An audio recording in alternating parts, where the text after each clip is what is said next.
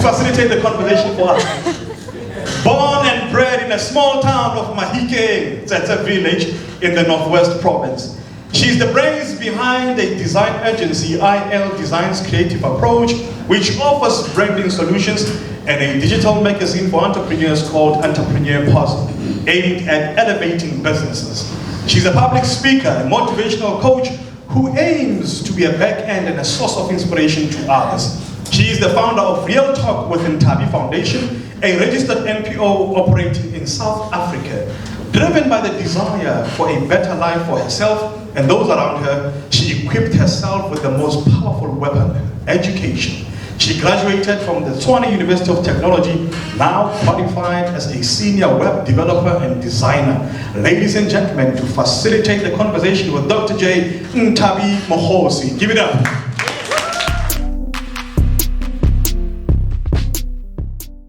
The points are very important. Yes, look at the walk. I munch. Yeah? So come on. Yes. Oh, thank you, Jesus. Ladies and gentlemen, Nthabi Mohosi. By the way, I'm married. I saw.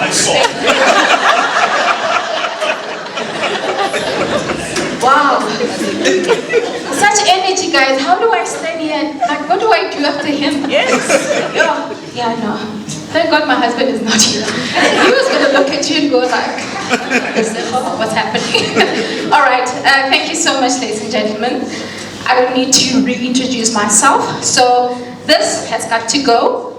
We will be sitting here with Doc and we will be carrying on with the conversation. Can we get assistant with that? Assistance, which is the whole.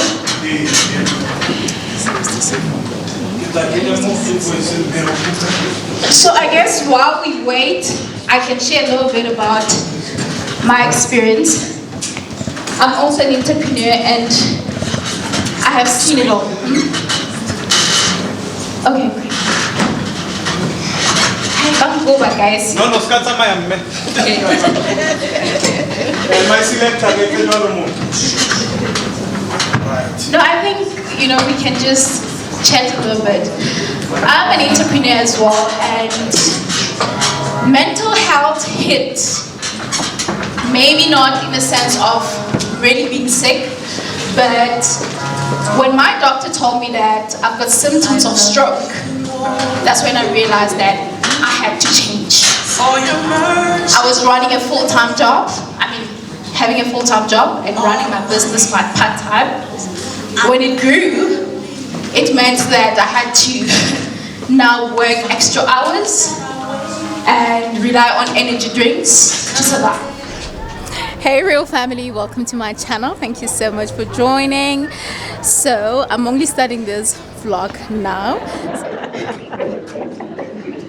Oh wow.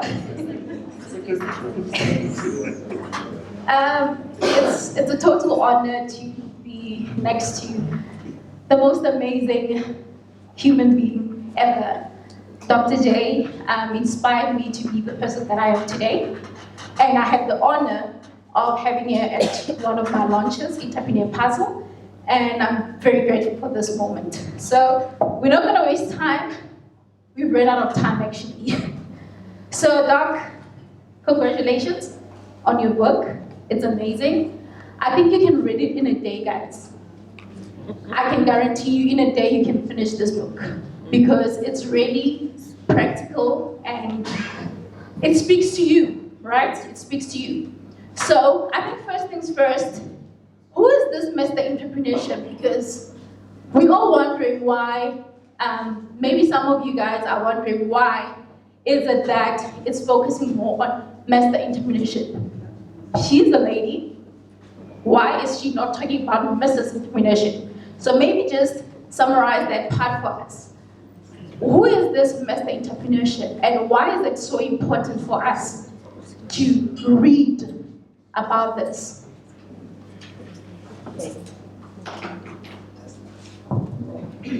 Sorry.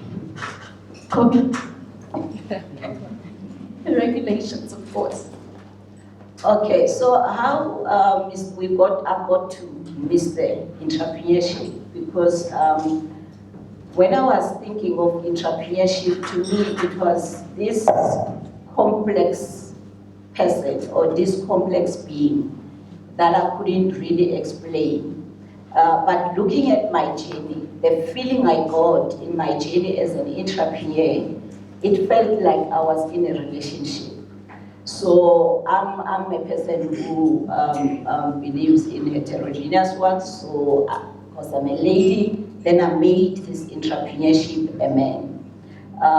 It could have been it could have been prop, it could have been anything, but it made sense for me as a lady who has experienced a relationship, like normal life relationship with a man, and a relationship with this journey, entrepreneurship.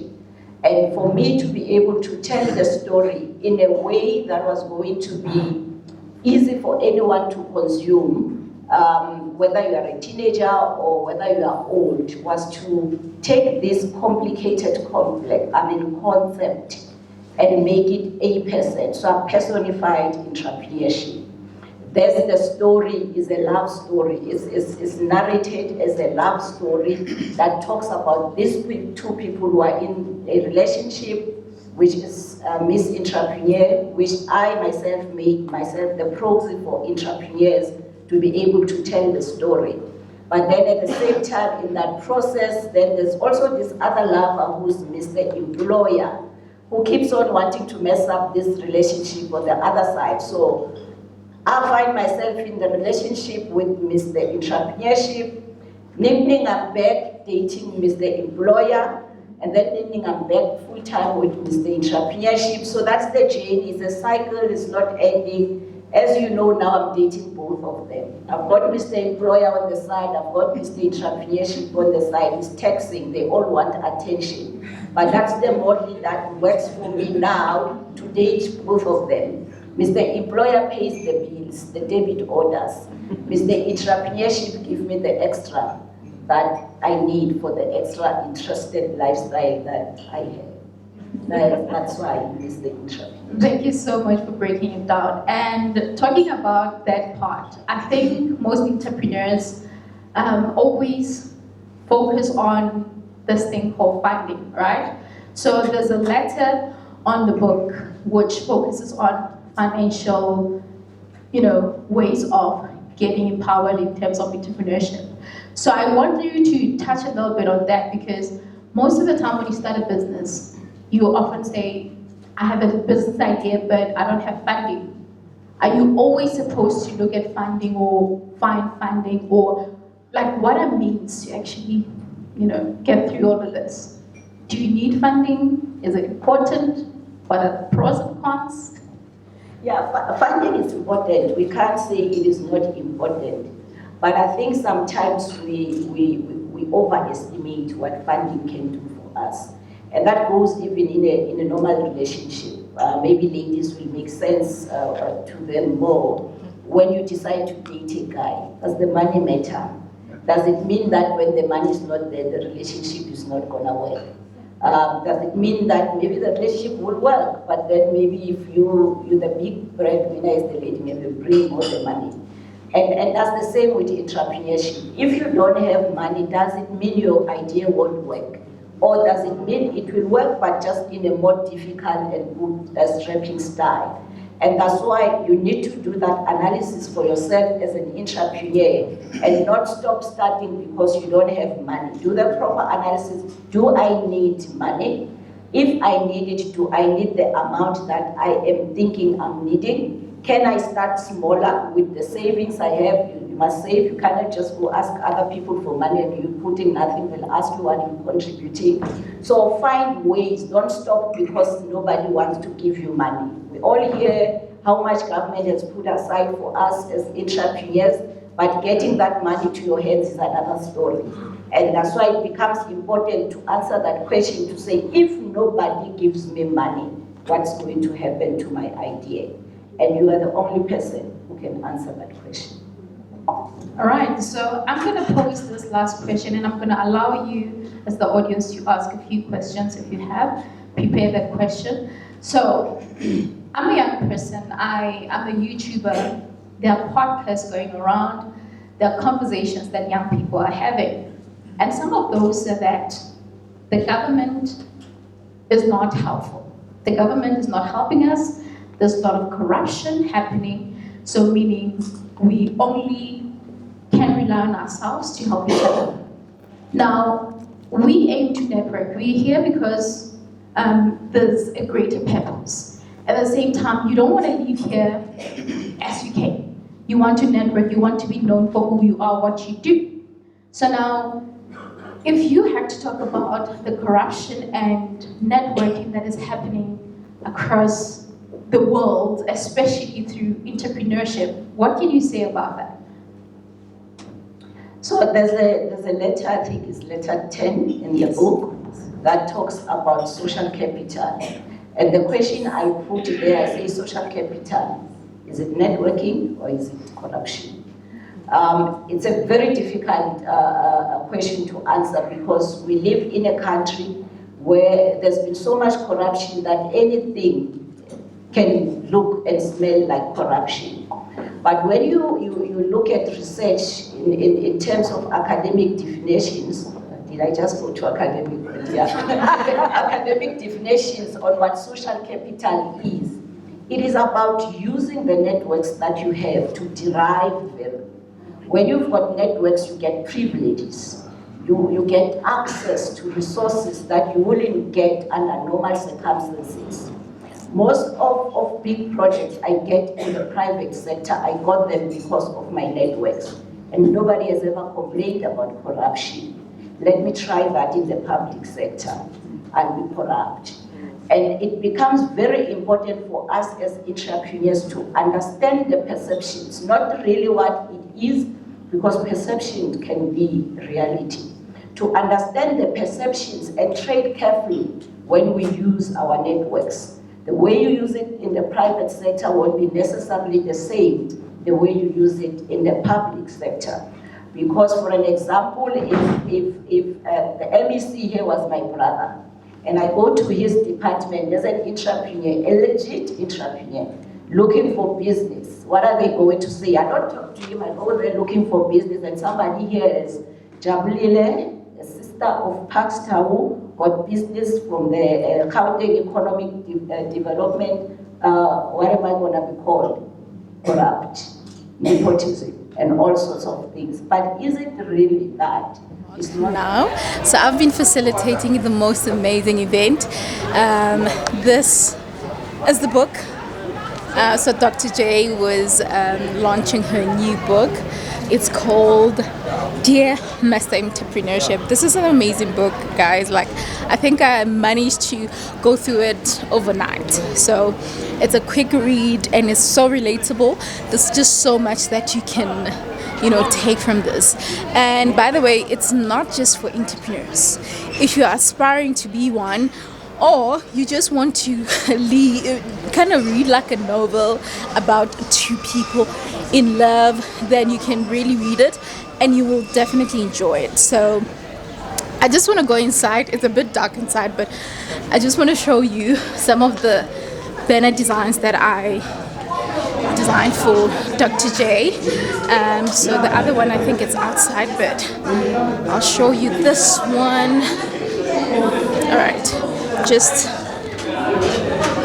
so you see this design right here. So, well, these are her brand colors, and I also designed that logo, so I hope you can see that. And okay, I'm gonna go look for the other banner. Said in November 29, we are launching Jabulile. I will hold you accountable to that. It's a lot, and so my boss even now is starting to say, no, please knock off at 5.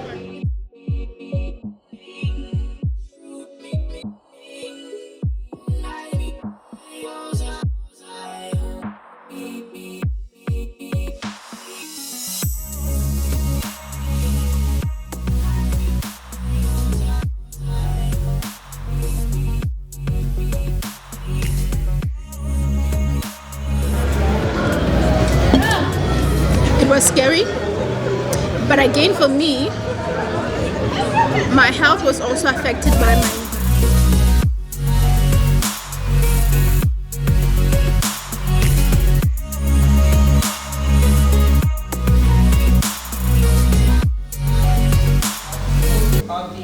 All right.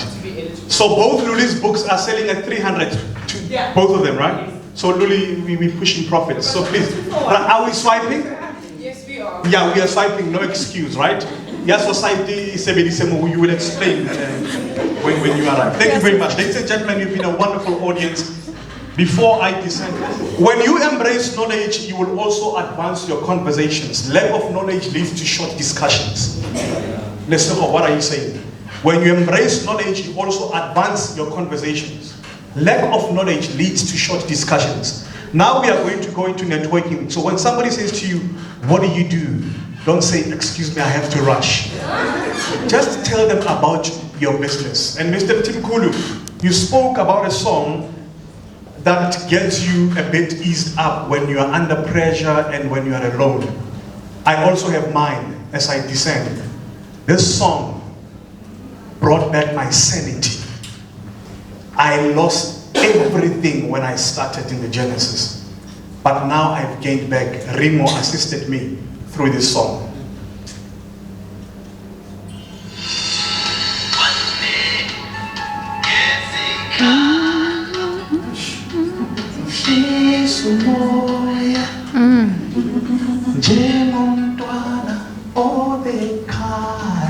Listen to the part.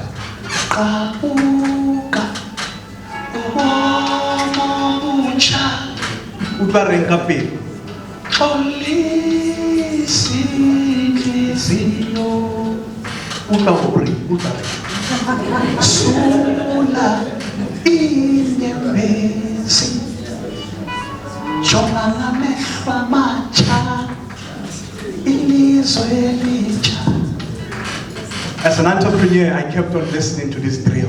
So you want to tell us how your experience was of the event? Oh, it was absolutely lovely. John. Yes, I feel okay. so empowered. Same here. I'm an aspiring entrepreneur, but I feel like I'm already one now. You are Just from actually the knowledge one. I've gotten here. Yes. You're actually one, darling. No, Okay. I'm honestly, I'm so glad I was here. Awesome. Do it again, real Yes, of course. So this is Lilama's book. Dr. books. J's book. Right. Yeah. No, that's part of the package. I'm gonna record you guys. That is so cool. So guys, this is the author. This is the author. We bought these ones. Do you remember, Gino? We bought the blue one. Yeah, we bought these ones. Do I just write my name? Yes. Maybe say Tunima. Tunima. How do you spell that? N-E-E-M-A. Double N. No, E-E-M-A. So you're a Dr. J student. Thank you. Small world, yo. And a correct student to that. Exactly. Student turned teacher. Me, I thank you. More so to you who's going to be reading this book. Thank you for purchasing it. I hope you will find it valuable. When you don't apply sunscreen, you are erasing all the skincare routine you've done. Okay. Hence, with us as black people, we age quicker. And then I've even I can draw some of the of the knowledge that I have in terms of looking at my own parents. My parents were light skin toned, but the more they grew, they became darker and darker because they were not taking care of their skin. They were not protecting themselves from the sun. They were just always out there and working and trying to push life.